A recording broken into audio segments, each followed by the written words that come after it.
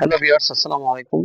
আরেকটি স্বাস্থ্য বিষয়ক ব্লগে আপনাদেরকে স্বাগতম। আজকে কথা বলবো কোন কোন খাবার খেলে আপনার ক্যান্সার হওয়ার সম্ভাবনা থাকে এবং অবশ্যই আমরা এই খাবারগুলো অ্যাভয়েড করব ক্যান্সারকে প্রতিরোধ করার জন্য। নাম্বার 1 হলো পোড়া মাংস।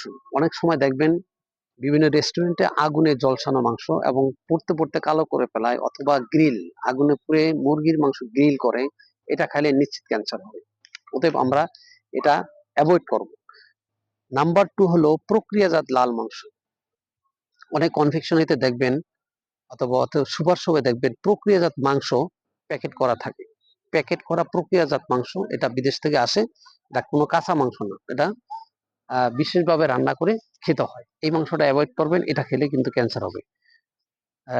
নাম্বার 2 হলো ডুবো তেলে ভাজা। ডুবো তেলে ভাজা যে কোনো খাবার খেলে আপনার ক্যান্সার হবে, এটা নিশ্চিত, আপনি জেনে রাখেন।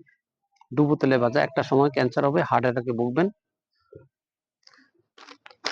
নেক্সট হলো চাষের মাছ মাংস। চাষের মাছ মাংস বলতে অনেক মাছের খামারে সার দেয়, সার দিয়ে চাষ করে, এই মাছ খাওয়া যাবে না। অবশ্যই সামুদ্রিক মাছ খাবেন, বিলের মাছ খাবেন।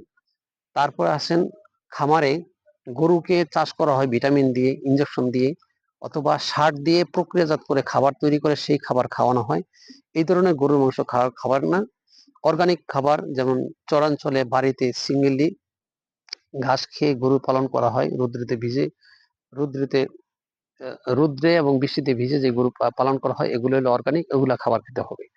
তারপর হলো ব্রয়লার, এটা কখনই খাওয়া যাবে না। ব্রয়লারে এমন ধরনের ইনজেকশন ইউজ করা হয়, একটা ব্রয়লার মুরগিকে 30 দিনের মাথায় 1.5 থেকে 2 কেজি করানোর জন্য এটাকে হাই প্রোফাইলের ভিটামিন দেওয়া হয়, যেটা আমাদের শরীরের জন্য খুবই ক্ষতিকর।